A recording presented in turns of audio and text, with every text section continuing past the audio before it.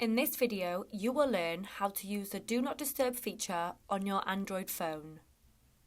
From the home page, swipe up to find the list of apps and find the settings icon, which is the blue cog, and tap it. Scroll down until you find Notifications and tap on it. Scroll to General and you will see Do Not Disturb, then tap on it. Tap the Turn On Now button to enable this feature. The Do Not Disturb feature is now switched on. Here you can also customize the Do Not Disturb feature to your liking. You can add people you wish to allow calls from when the Do Not Disturb is on by clicking People and searching from your contact list. You can also allow specific app and alarm notifications.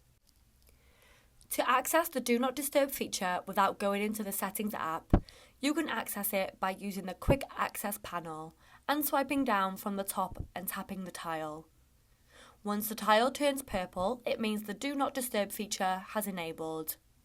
This means that your phone won't be able to receive calls, texts, or emails. You'll only want to switch this on if you do not want people to contact you.